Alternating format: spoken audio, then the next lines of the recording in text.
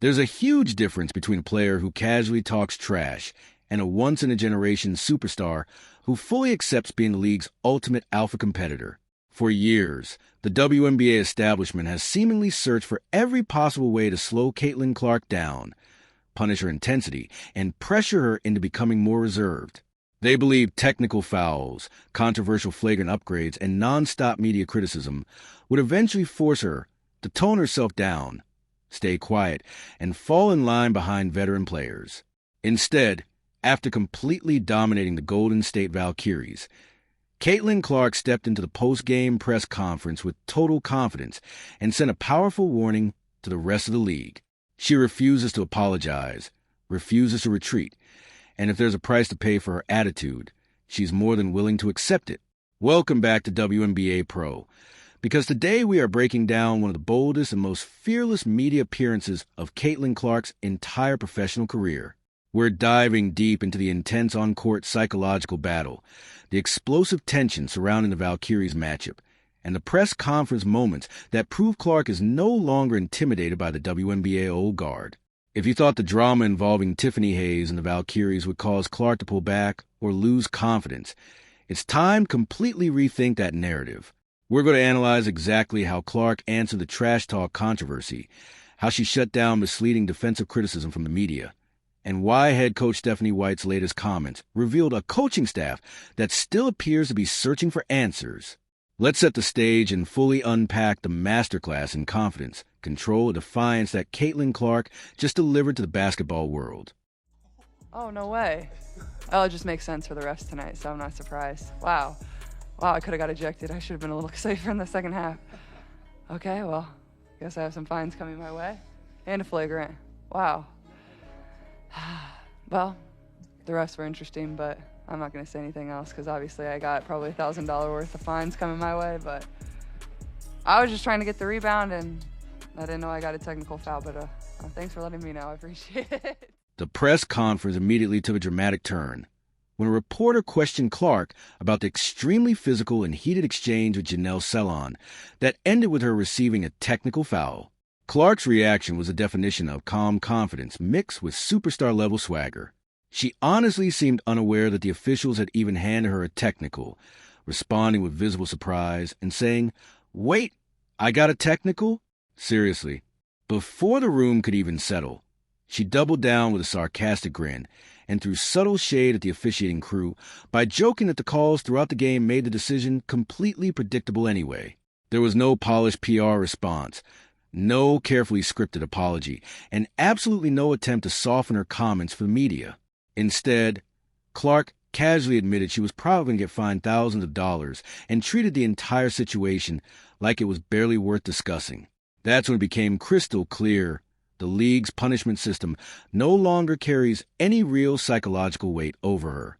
The technical fouls don't intimidate her, the fines don't bother her, and the constant scrutiny clearly isn't slowing her down.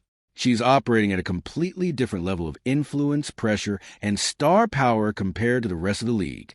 Then, when reporters pushed her about the intense trash-talking moments during the game, including the sequence where she buried a deep logo 3 over Tiffany Hayes and challenged her afterward, Clark didn't deny the emotion or attempt to walk anything back.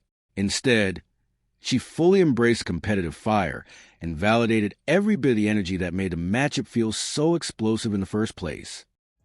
Yeah, I think that's just being a competitor. And, that's what's fun. That's what I love about it. And, I think that's what gets the crowd into it, too, and gets my teammates hyped up. And I think there's times I can probably find a little bit better of a balance because, doing all that is a little bit exhausting, too. But, I just love the game. I love being out there, and I love those moments and getting the crowd hype. And instead of distancing herself from the villain label, Clark completely leaned into it and made it clear she has no interest in changing who she is. She openly admitted that the intense emotions, trash talk, and nonstop competitive tension are a huge part of what makes basketball exciting for her. Clark explained that being fiercely competitive is what she enjoys most about the game, emphasizing that those emotional moments are what fuel the atmosphere inside the arena and energize everyone around her. In doing so, she exposed a reality the WNBA establishment rarely wants to acknowledge. Fans are not packing arenas to watch emotionless, overly controlled basketball. They're showing up for passion, drama, rivalries, and raw competitive fire. Clark understands that the audience craves authentic intensity, and she has become the center of that energy. While she admitted those high-pressure moments can be mentally exhausting, she also made it obvious that she thrives in that environment and feeds directly off the hostility and attention surrounding her. The league may prefer a calmer and more polished image, but Clark recognizes that the modern sports audience wants emotion, confrontation, and unforgettable moments that feel real. Yet the most important part of the press conference was not just her acceptance of the villain narrative.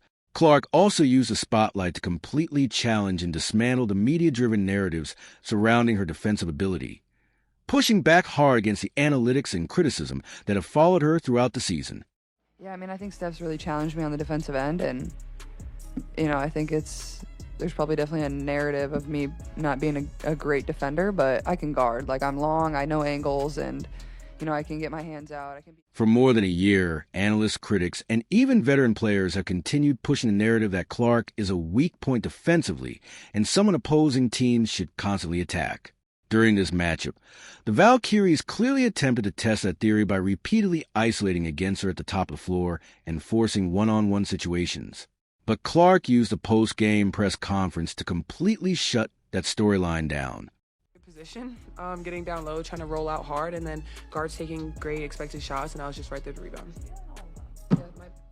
Looking directly at reporters, she confidently addressed the criticism and explained that while people continue questioning her defense, she absolutely believes she can guard a high level.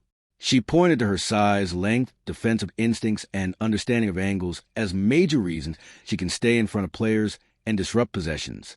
Then she delivered one of the biggest truths of the night by explaining why teams constantly target her in the first place.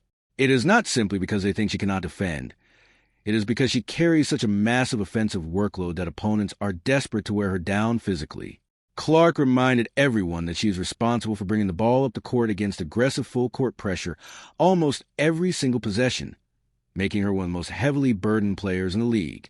Even with that constant pressure and fatigue, she still dropped into a defensive stance, stayed disciplined, and forced the Valkyries' guards into difficult, heavily contested shots instead of giving up easy scoring opportunities. The mismatched Golden State expected never truly materialized because Clark stayed composed and held her ground throughout the game. At the same time, while Clark controlled the perimeter battle, Aaliyah Boston completely dominated inside the paint and relentlessly punished the Valkyries with her physical presence and interior scoring.